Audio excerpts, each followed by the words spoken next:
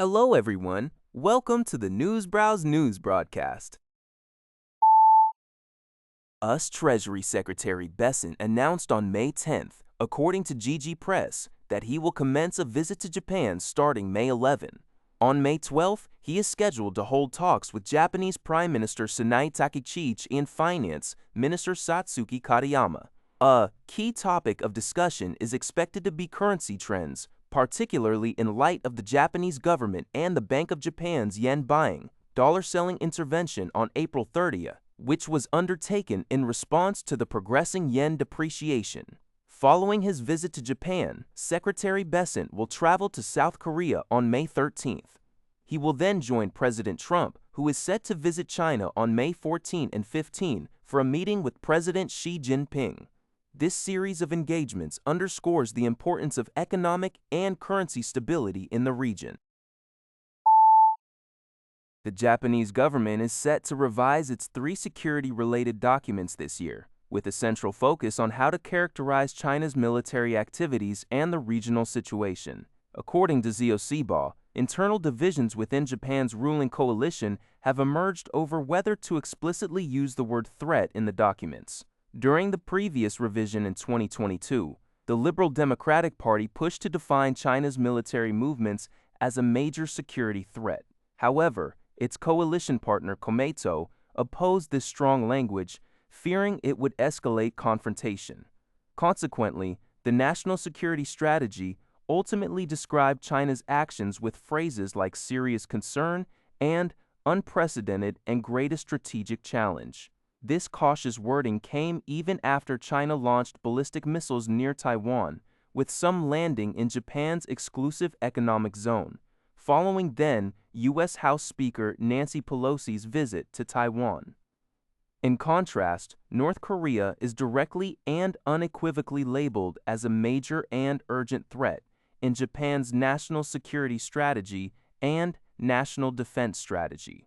With China's continued military expansion and increased joint activities with Russia, some LDP officials argue that the deteriorating situation necessitates stronger language. However, some government officials advocate for more diplomatic phrasing to avoid provoking Beijing, emphasizing Japan's official stance of pursuing a strategic reciprocal relationship and a constructive and stable relationship with China. Prime Minister Takaichi is reportedly promoting more conservative security policies, including revised arms export guidelines, which China has viewed with serious concern. Recommendations from the LDP and Nippon Ishin no Kai are expected by early June, highlighting the challenge of balancing differing views. According to DUS1, China's Ministry of Commerce has announced that Vice Premier Lifeng, a member of the Political Bureau of the CPC Central Committee, will lead a delegation to South Korea. The trip, scheduled for May 12th to 13th, aims to facilitate economic and trade consultations with the United States. This decision follows an agreement between China and the U.S. The upcoming discussions will be guided by the significant consensus reached during the Busan meeting between the two countries' heads of state, as well as their previous telephone conversations. Both sides are expected to engage in talks concerning economic and trade issues of mutual interest. Former Polish Justice Minister Zbigniew Ziobro is currently wanted in Poland on multiple criminal charges, including abuse of power and leading an organized crime group. He is also accused of misusing funds allocated for crime victims to purchase Pegasus spyware, which was allegedly used to monitor political opponents. These charges could lead to a maximum sentence of 25 years in prison. Ziobro is suspected of having fled from Hungary, where he reportedly received asylum last year under the Orbán government, to the United States. Following Orbán's party's election defeat, Hungary's new Prime Minister, Magyar, announced that the country would no longer provide refuge to individuals wanted by other nations. Polish right-wing media, Republika, reported on Sunday that Ziobro is in the U.S., publishing a photo purportedly taken at a New York airport.